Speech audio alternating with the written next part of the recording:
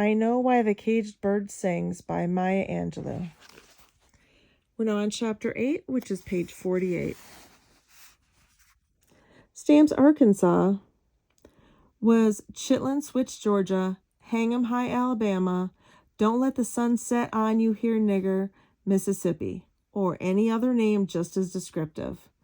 People in Stamps used to say that the whites in our town were so prejudiced that a Negro couldn't buy vanilla ice cream, except on July 4th.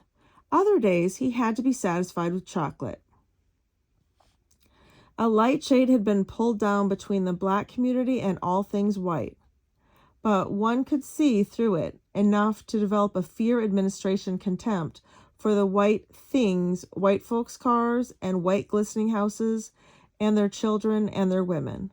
But above all, their wealth that allowed them to waste was the most enviable. They had so many clothes, they were able to give perfectly good dresses worn just under the arms to the sewing class for our school for the larger girls to practice on.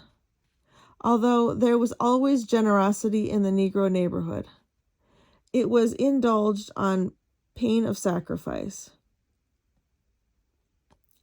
Whatever was given by black people to other blacks was most probably needed as desperately by the donor as by the receiver.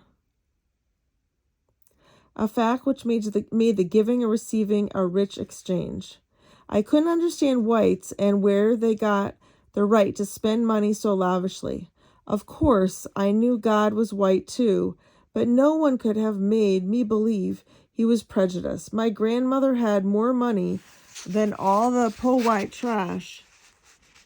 We owned land and houses, but each day Bailey and I were cautioned, waste not, want not. Mama bought 2 bolts of cloth each year for winter and summer clothes. She made my school dresses, underslips, bloomers, handkerchiefs, Bailey's shirts, shorts, her aprons, house dresses, and waists from the rolls shipped to Stamps by Sears and Roebuck. Uncle Willie was the only person in the family who wore ready-to-wear clothes all the time. Each day he wore fresh white shirts and flowered suspenders. And his special shoes cost $20. I thought Uncle Willie sinfully vain, especially when I had to iron 7 stiff starched shirts and not leave a cat's face anywhere. During the summer, we went barefoot, except on Sunday. And we learned to resole our shoes when they gave out, as Mommy used to say. The Depression must have hit the white section of Stamps with cyclonic impact, but it seeped into the black area slowly, like a thief with misgivings. The country had been in the throes of the Depression for 2 years before the Negroes in Stamps knew it. I think that everyone thought that the Depression, like everything else, was for the white folks, so it had nothing to do with them. Our people had lived off the land and counted on cotton picking and hoeing and chopping seasons to bring in the cash needed to buy shoes, clothes, books, and light farm equipment. It was when the owners of the cotton fields dropped the payment of 10 cents for a pound of cotton to 8, 7, and finally 5 that the Negro community realized that the Depression, at least, did not discriminate. Welfare agencies gave food to the poor families, black and white. Gallons of lard, flour, salt, powdered eggs, and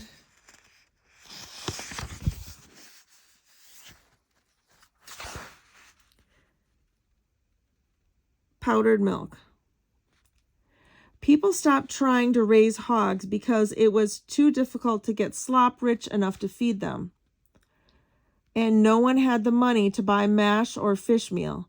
Mama spent many nights figuring on our tablets slowly.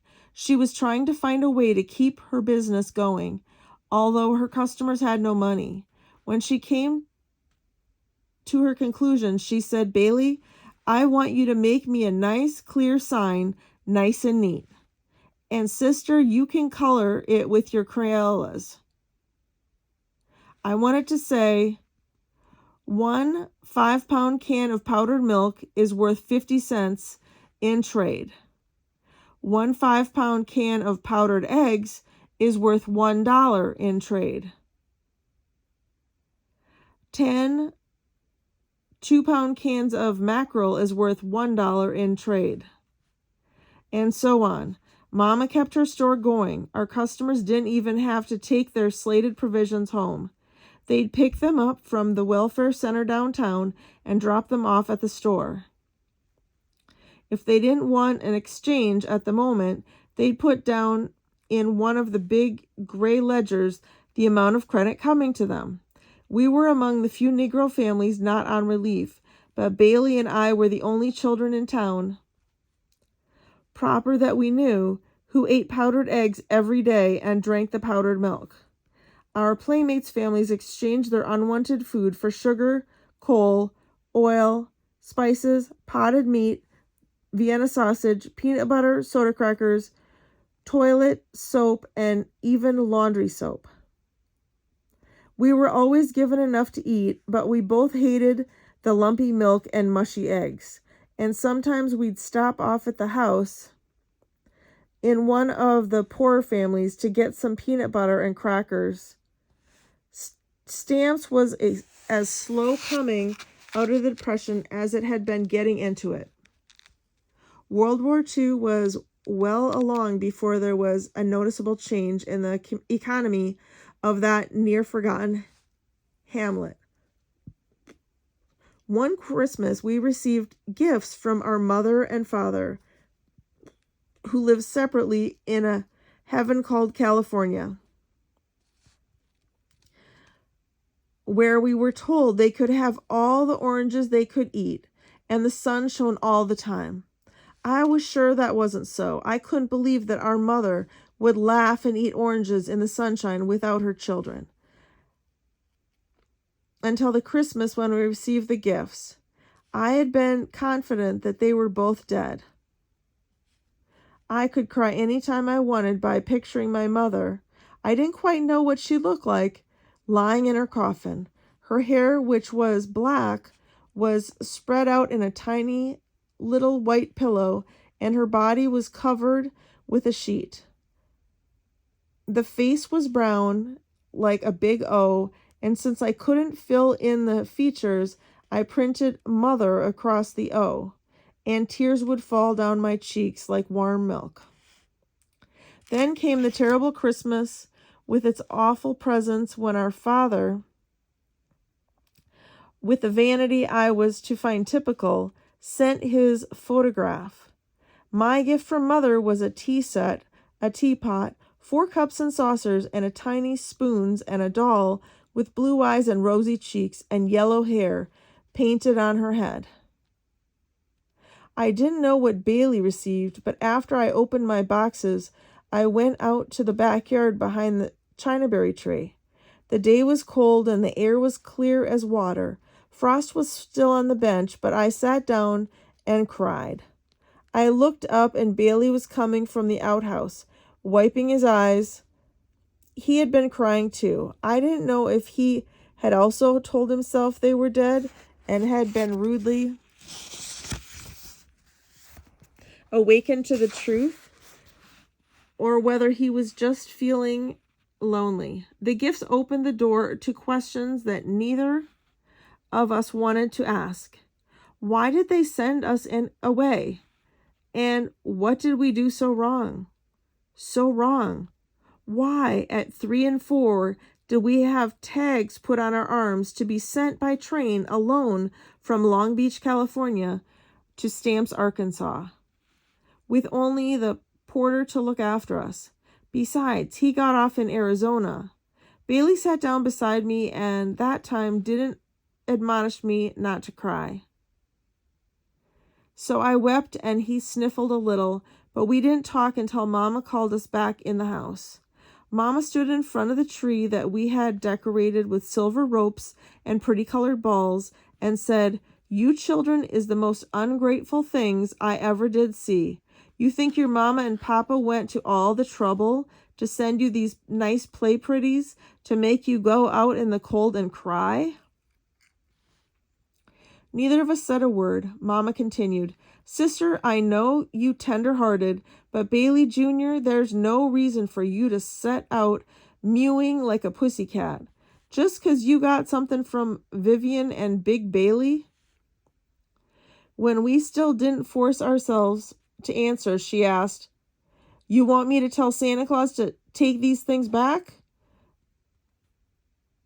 A wretched feeling of being torn engulfed me. I wanted to scream, "Yes, tell him to take them back," but I didn't move. Later, Bailey and I talked. He said if the things really did come from Mother, maybe it meant she was getting ready to come and get us. Maybe she had just been angry at something we had done, but was forgiving us and would send for us soon. Bailey and I tore the stuffing out of the doll the day after Christmas, but he warned me that I had to keep the tea set in good condition because any day or night she might come riding up. Now we're on chapter 9. A year later, our father came to Stamps without warning. It was awful for Bailey and me to encounter the reality one abrupt morning.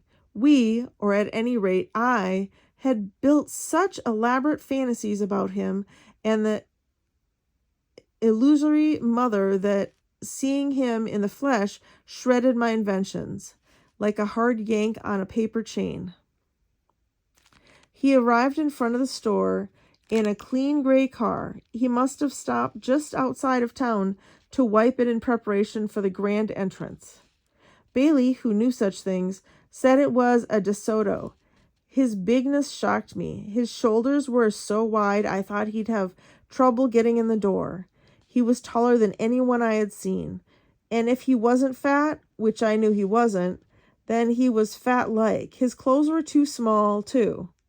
They were tighter and woolier than was customary in Stamps. And he was blindingly handsome.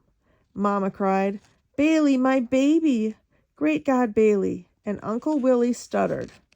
But, Bailey," my brother said, "hot dog and damn. It's him.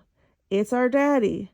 And my 7-year-old world Humpty Dumpty'd, never to be put back together again." His voice rang like a metal dipper hitting a bucket, and he spoke English, proper English, like the school principal, and even better, our father sprinkled ers and even errors in his sentences as liberally as he gave out his twisted mouth.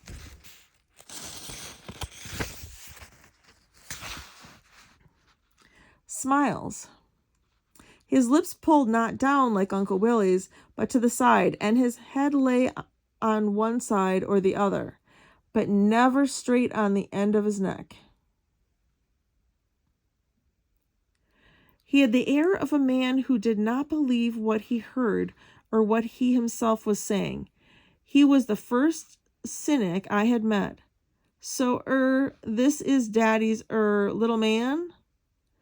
Boy, anybody tell you, that you, look like me?" He had Bailey in one arm and me in the other, and Daddy's baby girl. "You, been good children, haven't you? Or, I guess I would have, heard about it, from Santa Claus. I was so proud of him, it was hard to wait for the gossip to get around that he was in town. Wouldn't the kids be surprised at how handsome our daddy was? And that he loved us enough to come down to Stamps to visit? Everyone could tell from the way he talked and from the car and the clothes that he was rich and maybe had a castle out in California. I later learned that he had been a doorman at Santa Monica's Plush Breakers Hotel. Then the possibility of being compared with him occurred to me, and I didn't want anyone to see him. Maybe he wasn't my real father. Bailey was his son, true enough, but I was an orphan that they picked up to provide Bailey with company. I was always afraid that when I found him watching me and wished I could grow small like Tiny Tim, sitting at the table one day. I held the fork in my left hand and pierced a piece of fried chicken. I put the knife through the second tine, as we had been strictly taught, and began to saw against the bone. My father laughed a rich rolling laugh, and I looked up. He imitated me, both elbows going up and down. Is Daddy's baby going to fly away? Mama laughed, and Uncle Willie too, and even Bailey snickered a little. Our father was proud of his sense of humor. For 3 weeks, the store was filled with people who had gone to school with him or heard about him. The curious and envious milled around, and he strutted, throwing ers and errors all over the place and under the sad eyes of Uncle Willie. Then one day he said he had to get back to California. I was relieved. My world was going to be emptier and drier, but the agony of having him intrude into every private second would be gone.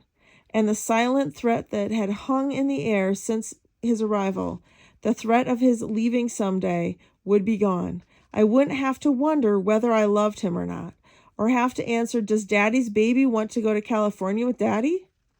Bailey told him that he wanted to go, but I had kept quiet.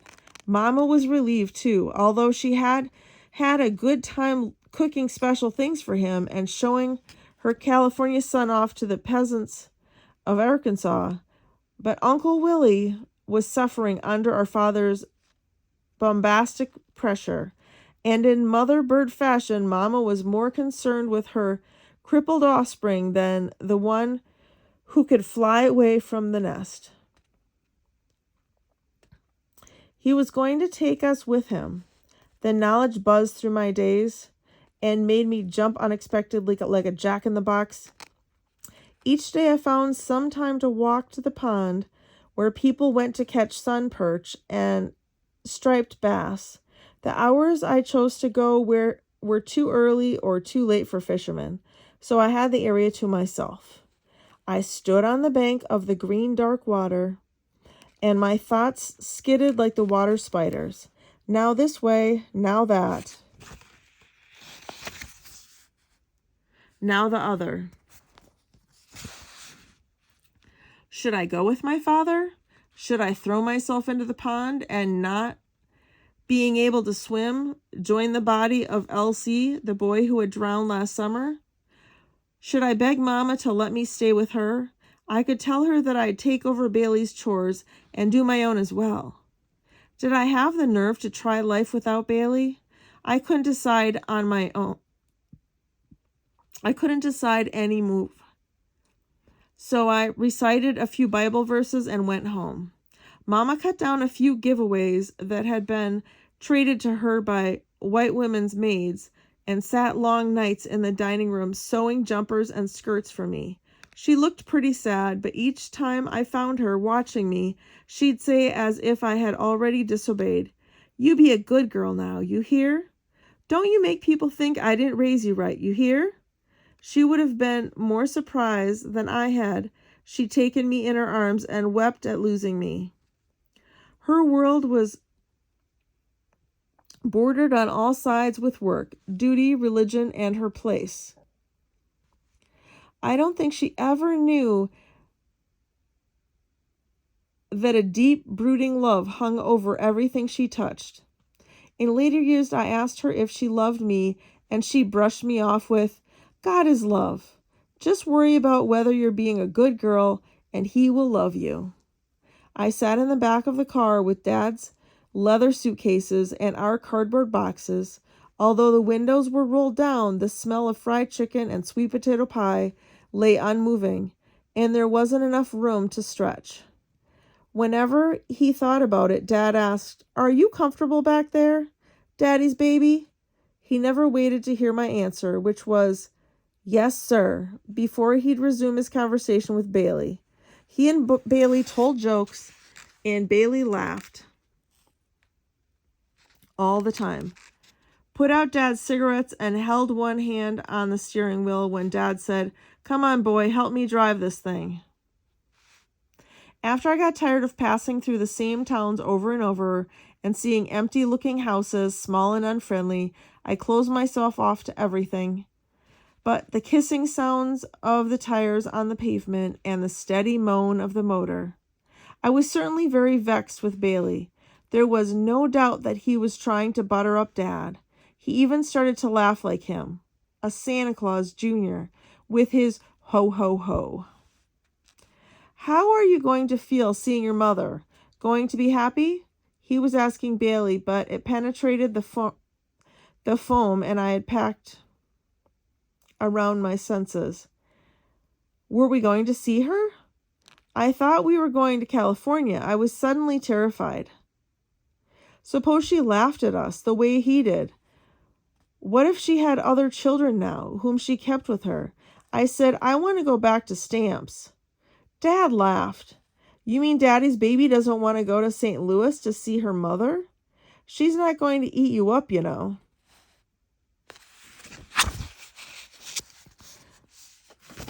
He turned to Bailey, and I looked at the side of his face.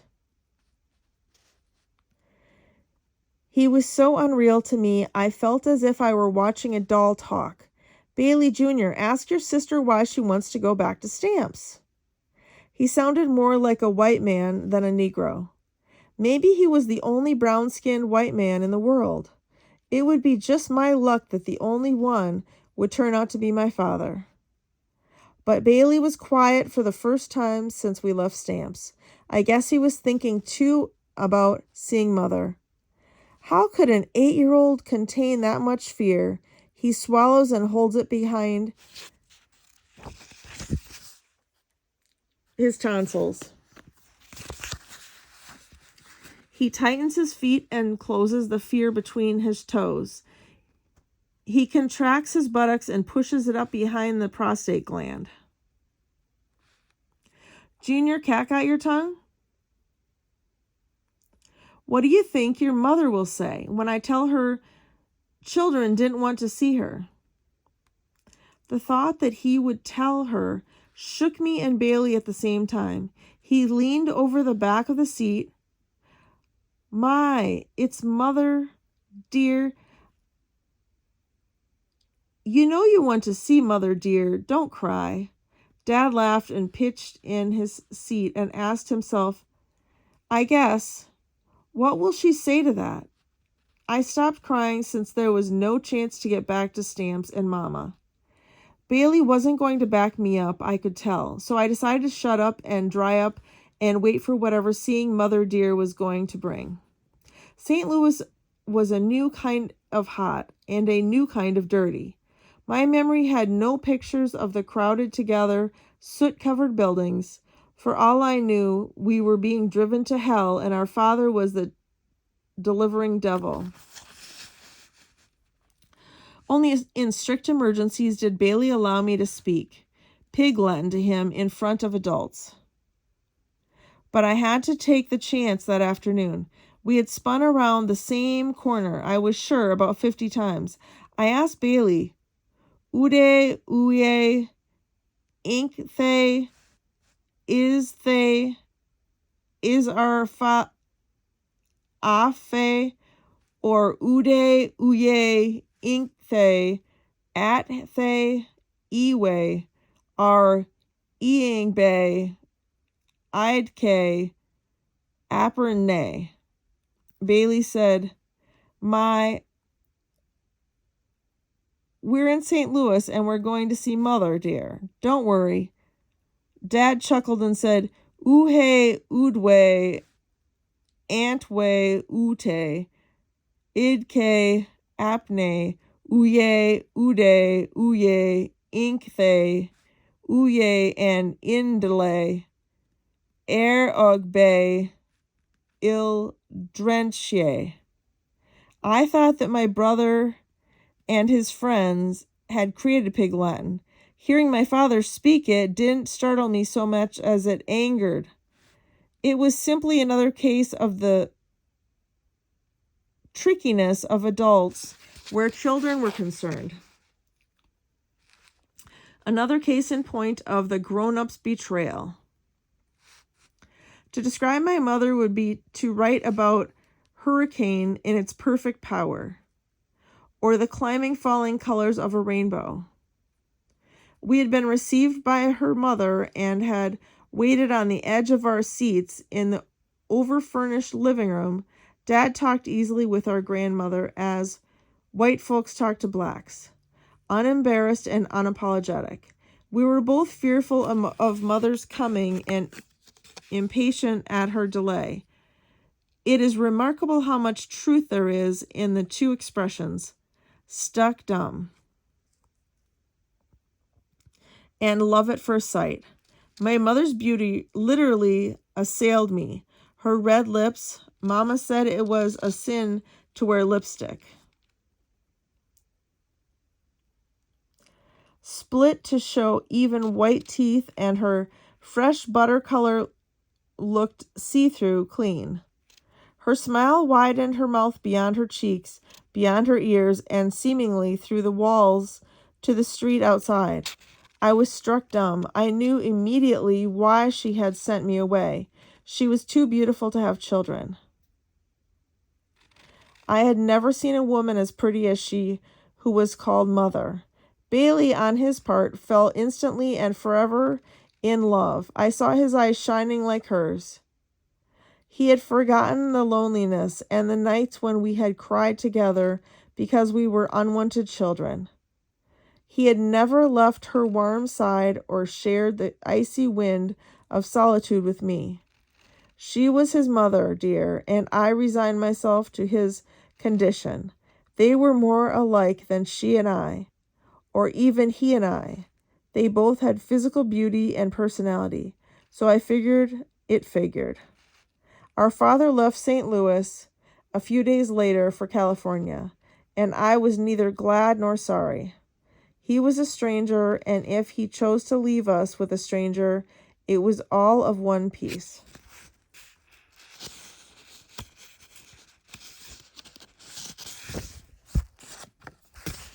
That is the end of chapter 9.